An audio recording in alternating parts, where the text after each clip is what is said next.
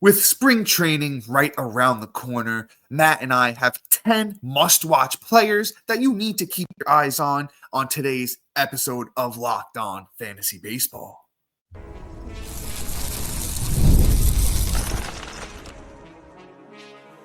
You are Locked On Fantasy Baseball, your daily fantasy baseball podcast. Part of the Locked On Podcast Network, your team every day.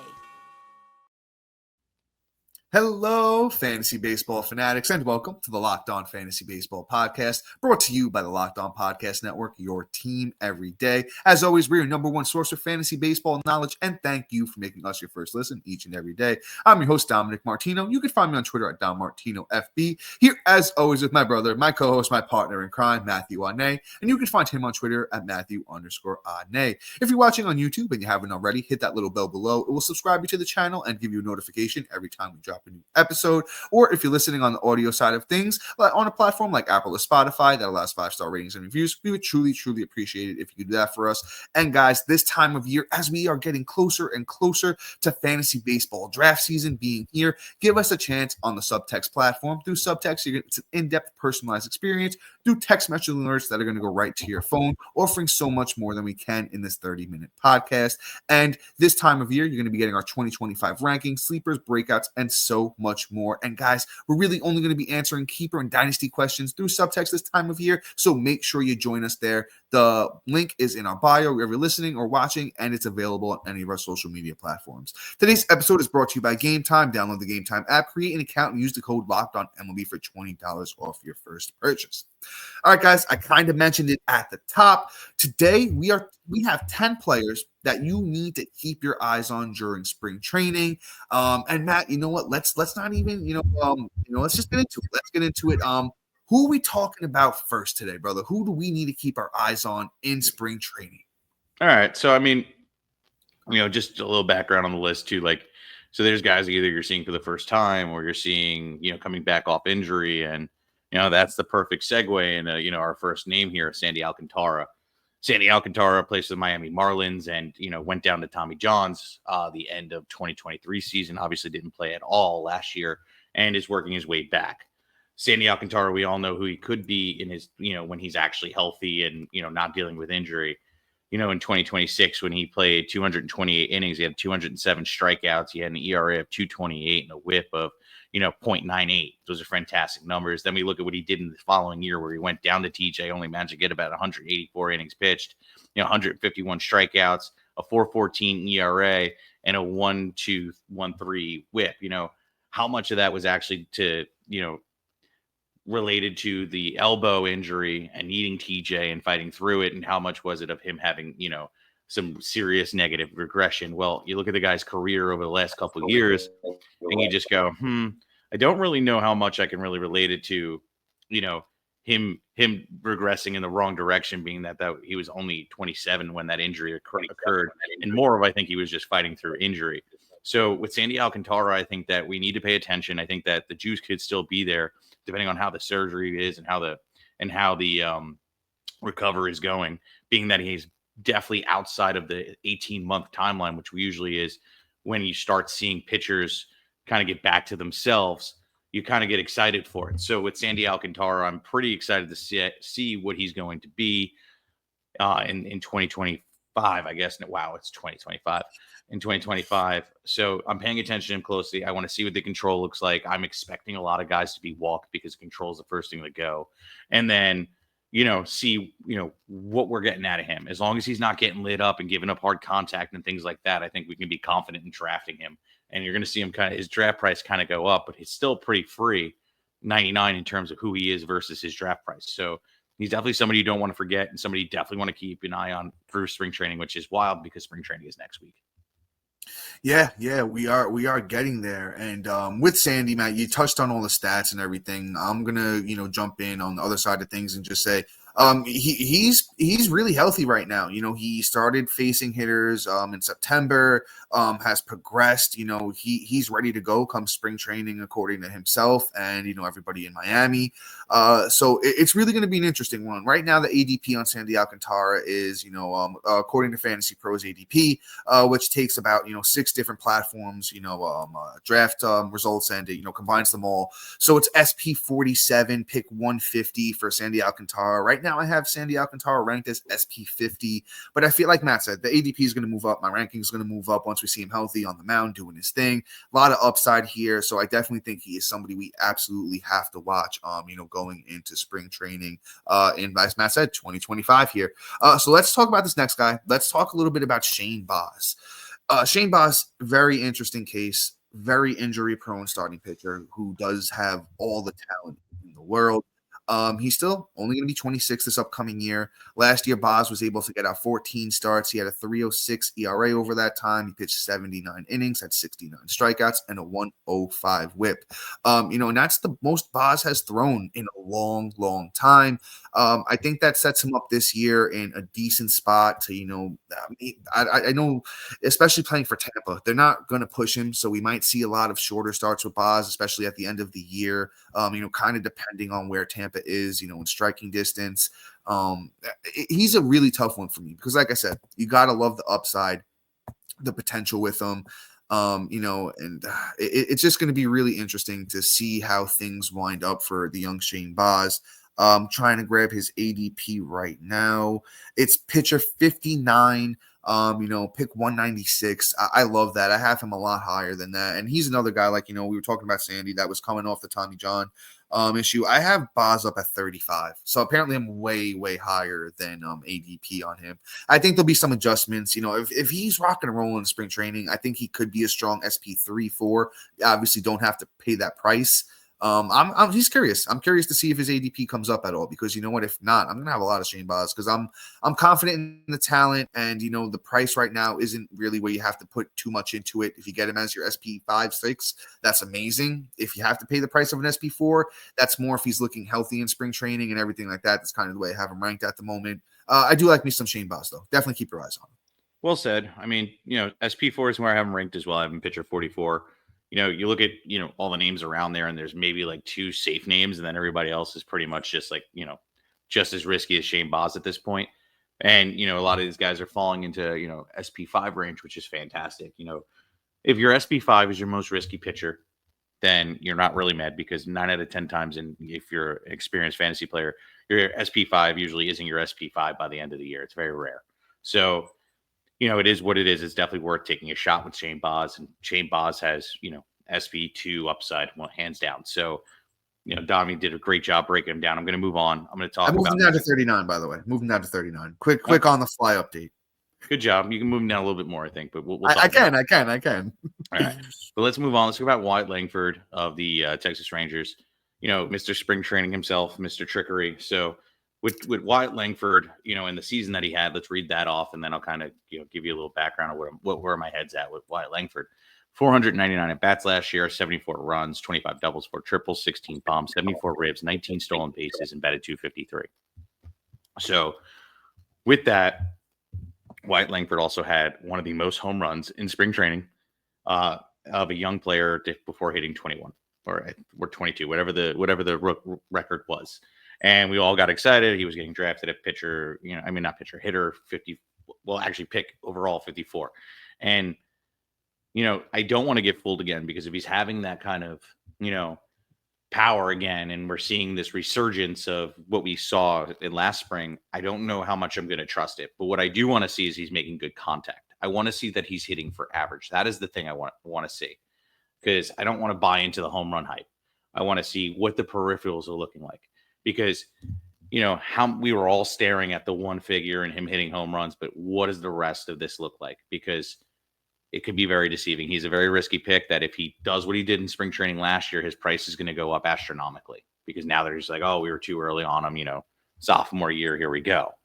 But I am excited, because if he does start hitting the ball on a more consistent rip and making good contact and things like that, and just getting on base and doing his job, I think that he's going to be a good pick, and he's somebody I'm I'll feel a little bit more comfortable drafting. I hope that it's just not a crazy one. You look at what he did in September last year, and you get excited with the 8 home runs and here we go.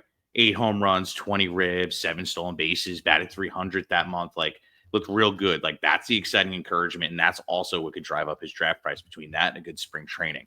So, he might turn around and end up being too expensive for everybody. So let's just, be patient with Wyatt Langford and not overreact to his performance in spring training in 2025. Before I let Dom come in and, give his take, and maybe he'll disagree, maybe he won't. You'll find out right after this.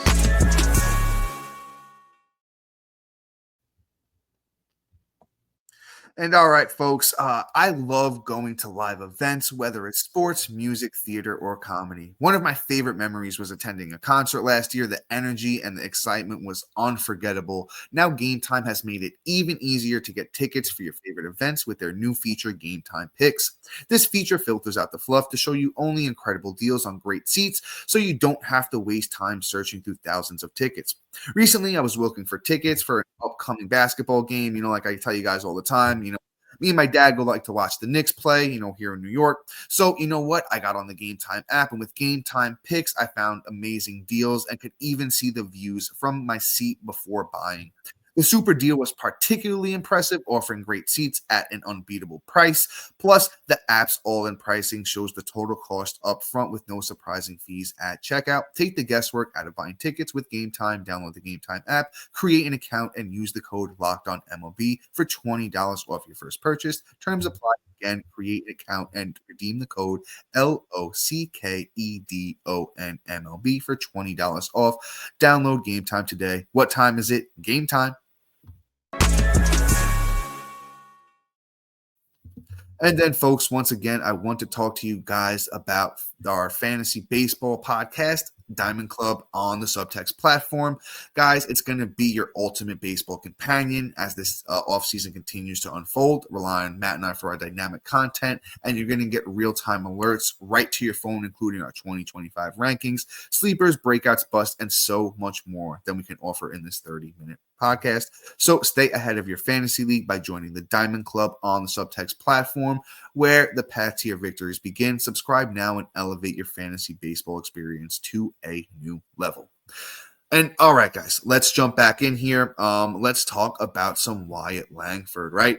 I'm a little bit indifferent about Langford, kind of almost in the same vein that Matt is. That September, October was brilliant. He put on a masterclass and if you were somehow able to hang with him all year on your roster, he might have been a league winner for you.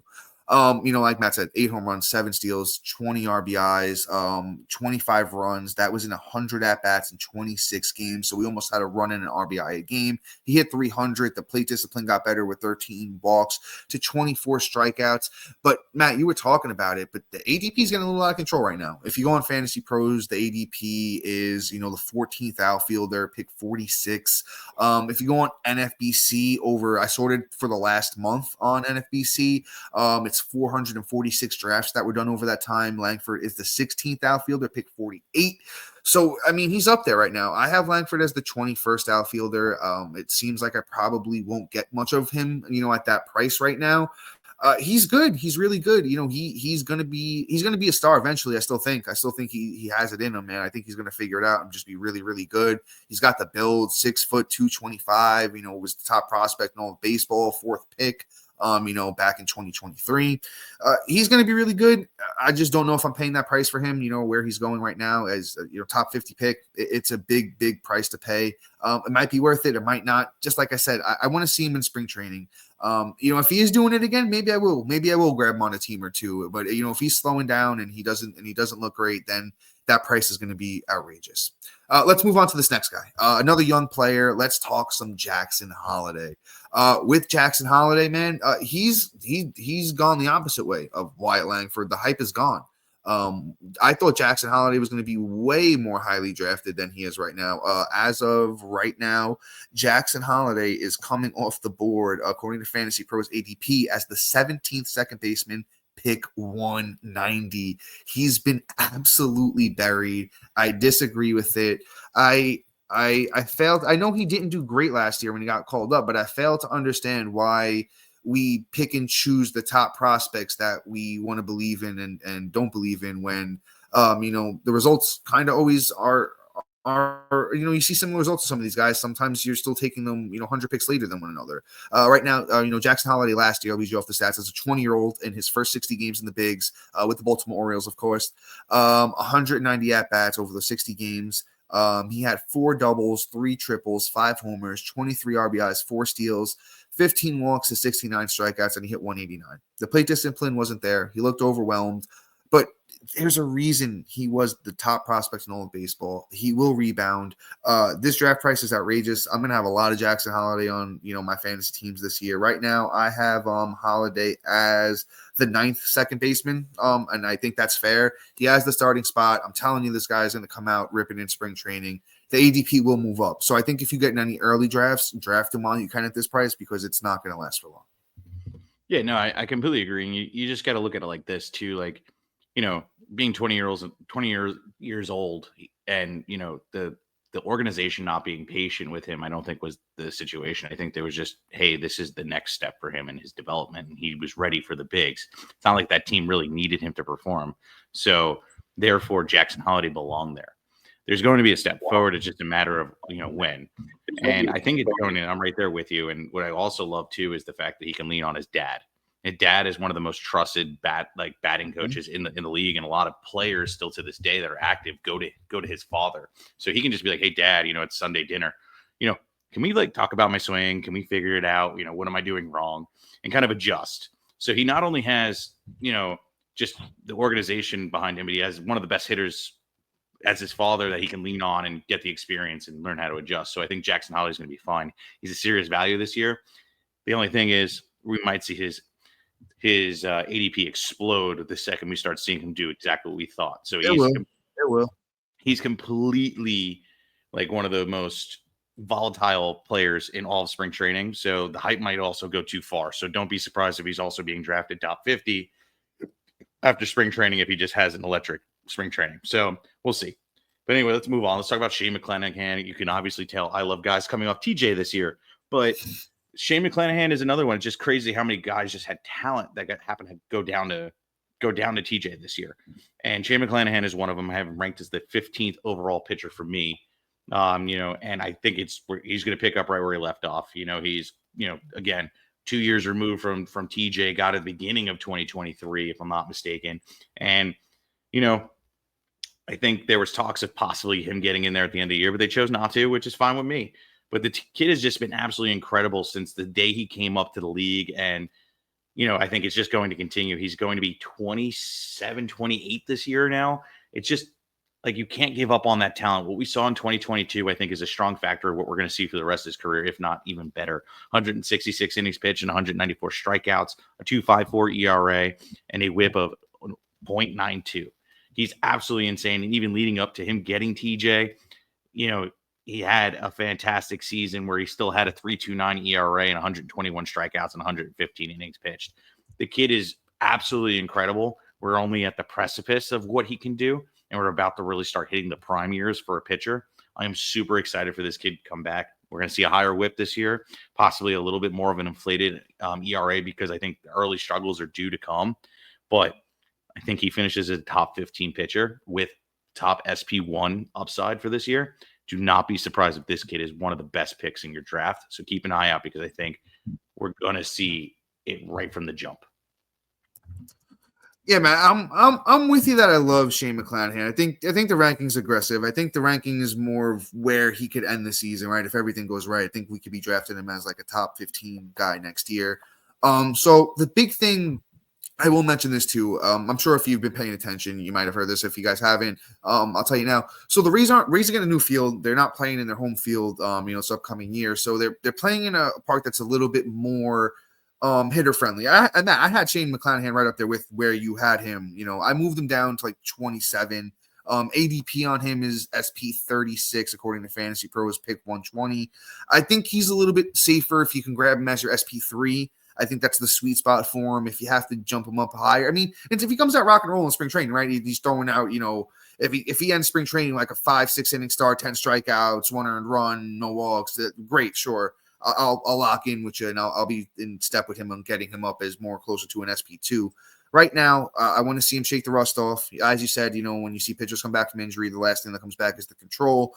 He's notoriously throughout his career been a little bit worse at the whip, in the control department. So I will say that, I don't know how much I trust him there. So if it's like a 3.5, 3.6 ERA, that K per 9 is always going to be good with him. And you get like a 1.21 whip. That's where I struggle at drafting him as an SP2 right now. If the rust is off though in spring training, I think we rock and roll and we can get him up in that SP2 range. But Shane McClanahan is definitely key. Oh, jump back in, man. Yeah, go ahead, brother. No, I was just pulling it up. I mean, so where do you have Spencer Strider draft ranked right now? I moved him down too. I moved him. I think he's behind McClanahan. I got Strider down at 34. Now, is it due to his injury track, or is it because you just don't believe in it? He's going to miss a month. He's not going to pitch for the first month of the season. So that's why I got McClanahan. Strider down a little bit further. Okay. So if Strider was going to be ready opening day, where would you have him? Oof. Probably around McClanahan. Maybe a little bit higher than McClanahan because I think he's a better pitcher overall. Mm-hmm. Let's see. I'll play the game. Let's see. Where would I throw him? Probably 20. So I'd probably have 7 spots between him and McClanahan. I'd probably throw him 20 behind George Kirby. All right. We do need to hit a break, but here's the last piece. McClanahan was on pace to be a top 12 pitcher and was being drafted that way and performed that way for the last 2 years of his career. And Strider has been injured and has TJ twice, and we were willing to put him over at 20. Shane McClanahan only having it once and proving that he belongs up there. Wouldn't you think you would have him higher? I know Strider's had it twice, but he's had shoulder problems throughout his whole career. He's had forearm problems throughout his whole career. I think, like I said, it's not a huge difference. I'm not going to argue 7 spots with you. I mean, it's not a huge difference. I just think Strider's better overall. I think Spencer Strider's just a better pitcher, and that's why I'd rank him higher. All right, we can agree to disagree, but all right. Coming up next, we'll be finding out more of this, disputes and things like that. But right after this.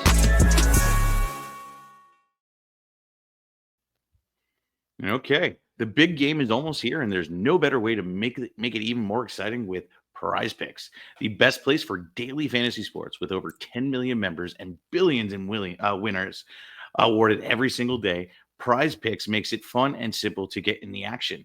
Here's how it works. You pick more or less than at least 2 players' projections, and if you're right, you can win up to 1,000 times your money. Prize Picks has a free pick for big game where Patrick Mahomes only needs to throw 1 yard to win. Pair that with one more correct pick, and you can cash out. Check out promo tabs to tail any of the super sweet million winners of big game lineups. If you have a winner that goes 3 for 3, you can win a split of $1 million in promo funds. Download the app today and use the code LOCKEDONMLB to get $50 instantly when you play your first $5 lineup. That code is LOCKEDONMLB for $50 instantly after you play your first $5 lineup. And guys, honestly, I love the platform. It's one of my favorite sites that I can go and make picks. It's super easy to do, and they don't have wildly outrageous odds in terms of stat projections. Check it out. It is truly worth it. Prize Picks, run your game. And all right, so I hit it up with Shane McClanahan last time. We want to talk about Mr. Jackson Jobe. Yes, sir. This is definitely somebody we have to keep our eyes on because you know what? We haven't talked about it yet, but if you guys haven't heard, Jack Flaherty is back with the Detroit Tigers. That's where Jackson Jobe plays. So I don't think his spot is as much of a lock as it was like 2 or 3 days ago. I think he's going to have to go out in spring training. He's going to have to prove it. He's going to have to earn the spot. Right now, even Roster Resource has the Tigers rotation as Tarek Skubal, Jack Flaherty, Reese Olson, Alex Cobb, and Casey Mize. And they paid Alex Cobb. So I know it's a 37-year-old Alex Cobb, but, his spot's pretty much locked unless, he's hurt. So Jackson Jobe has to go out there and earn it. He has to outpitch a Reese Olson. He has to outpitch a Casey Mize. I think the top 3, of Skubal, Flaherty, and Cobb are locked in. So there's those 3 pitchers for those last 2 spots. And then, even if a Matt Manning is healthy, he could throw his head in there too. And they I don't know where Sawyer Gibson-Long is at in his return process either. So he's another guy that out there, if he's ever healthy, he could throw his hat in the ring too. So Jackson Jobe, if you don't know who he is, young, big starting pitcher. He's got really good stuff. Like I said, pitches for those Detroit Tigers. ADP right now is super low. He's a free 99 guy because, everybody isn't really locked back into fantasy baseball yet. And we haven't seen everybody report to spring training. So that's, I think the reason being, I have Jackson Jobe ranked as if he is going to, get the spot. And where did I wind up throwing him? I threw Jackson Jobe. I think I went higher with him. Did I? I got him around. There he is. I got him at 57. So I have Jackson Jobe at SP 57, and that's if he makes the, like I said, if he makes the Tigers rotation. 6'2", 190, has a big fastball, has good breaking stuff. Last year in the minors across, I believe it was, did he get across 3 levels last year? Yeah, he did get across 3 levels last year. He went high A, double A, and triple A. So that's like a big climb for, a 21-year-old. Next stop is the bigs, where he did get the call up. He didn't really pitch 4 innings, out of the bullpen, so it wasn't really much. But 21 starts last year in the minors for Jackson Jobe. It was a 2.36 ERA, 91 innings, 96 strikeouts, a 112 whip. The whip and the strikeouts not really indicative of the guy he can be. He could wind up being a big strikeout guy. Detroit's a very big park to pitch in. I think the ERA could remain very good. The whip, let's see if he can get the walks under control. Struggled a little bit with the walks last year. But Jackson Jobe definitely must watch for spring training for sure. Yeah, I mean, the only person that's in his way is Jackson Jobe. So here's the deal, right? You look at the pitching rotation, and the guys that he could beat out are pretty simple. You look at it and you go, okay, so you have Reese Olson, who I actually like. I think he'll keep his job. And then you have Alex Cobb and Casey Mize. I love Casey Mize, but unfortunately, after the TJ and then the shoulder injury and things like that, I don't think he's going to be the pitcher that we all wanted him to be. So I think he's out. And Alex Cobb is, as old as my grandfather in baseball years. So quite honestly, I think that Jackson Jobe can definitely beat out one of those guys as long as, he's doing exactly what he did in the playoffs, just over a couple more innings. The one thing is he'll probably have a little bit of an innings limit, but who cares? Jackson Jobe is going to be great in the production. So well done. Let's move on. I got some disappointing news, unfortunately. It's about Brandon Woodruff. Brandon Woodruff, this is an update of 7 hours ago, so this is kind of like news for us. Here, I'm going to read the quote right off the bat here, and I'm really disappointed. This is coming out of the manager's case, Woody case. I think we've got to realize what he's coming back from. He's coming back from a shoulder injury that is quite serious and doesn't always have a timetable that is conducive to spring training. So I think as of right now, probably not going to be ready for, down the road, probably not gonna be ready for spring training, and more down the road, we've got to take it very serious. He's probably not gonna be ready for spring training and not really an option for opening day either. So this really hurts the rankings. Unfortunately, we're not going to get a lick. So he's going to fall down in rankings for everybody and in ADP now. So this is what it is. This is part of baseball. Brandon Woodruff, way to break all my hopes and dreams for you. This is really bad news. Don't draft him at his current draft price, maybe the last pick of your draft, and hold him on the IL. But yeah, that's really just about it. Yeah, Matt, well said. I don't have too much to add to that. That sucks. Matt and I were drafting him everywhere in our mock drafts. Price was good. Last pick, probably like a last pick type of thing. Let's wait. There's still more spots for spring training. Let's see what happens with Brandon Woodruff. Let's leave it at that. Let's move on to this next guy, maybe a little bit more exciting. Let's talk about Nolan Jones. Had a huge breakout year in 2023, had an injury-plagued 2024. Hey, still plays for those Colorado Rockies, right? And all of the underlying stuff in 2023 really backed up what he did. In 2023, Nolan Jones played 106 games, had 367 at-bats. Remember that, 367 at-bats. He had 60 runs, 22 doubles, 4 triples, 20 homers, 62 RBIs, 20 steals, had 53 walks to 126 strikeouts, and he hit 297. Nolan Jones is still only going to be 27 years old. I really think he's still a guy. I don't know. I don't know if he finds that exact rhythm he had in 2023, but he still be a 25 homer, 25 steal guy that can give you a plus batting average and decent counting stats? Of course he is. And right now, I don't think the draft price is outrageous. Not that I've really drafted too much Nolan Jones yet in any of my mock drafts that I've done yet at this point. But Nolan Jones is going. Is he going that low? Yeah, the 62nd outfielder pick 250. That's free 99. And I'll take that all day. I have Nolan Jones actually definitely a lot higher than that. Yeah, I have Nolan Jones as my 45th outfielder. I think he can be a very, very strong pick. Just the health. Let's see how the health looks going into spring training. He could be really, really a really good sleeper pick this year. Yeah, so like unfortunately, like he had back injury twice, which he just needs to stop hanging out with Chris Bryant. I think he'll be fine there. Right. It's something in the water in Colorado, I guess. It's ugly. Nolan Arenado should tell him where to hang out. But Nolan Jones, I think that quite honestly, I think there is a possible buy low. I mean, like honestly, the investment is $3.99, so like definitely take your shot on him. The upside is unreal. These are the players that you're going to take your scratch off on and see what's going on. And I don't even think with the amount of burns and injuries left over from the 2024 season, even if he has a good spring, I think you'll still be able to get him at a good price. So he's somebody you definitely want to keep in the back of your mind, but also see how his progressions are too. Because this conversation can also go the other way too. If he's still dealing with the crud from his knee and the back injury, Nolan Jones can probably do jack for you and have a bad spring, and then I don't want to touch him with a 10-foot pole. So he's definitely somebody you want to keep an eye on because the upside is completely unreal and, the investment is none. So Nolan Jones, definitely keep an eye on. Unfortunately, we don't have time for the rest of the last two names, but, honorable mention to Jason Dominguez of the New York Yankees. But, and then we were going to talk closer battles. Maybe we can just make that. I'll throw it out there. Guys, watch out for the closer battles with the Dodgers, with the Red Sox, with the Cubs, and potentially with the Giants. Yep. So, with that being said, guys, have a great rest of your day. Hope you enjoyed it.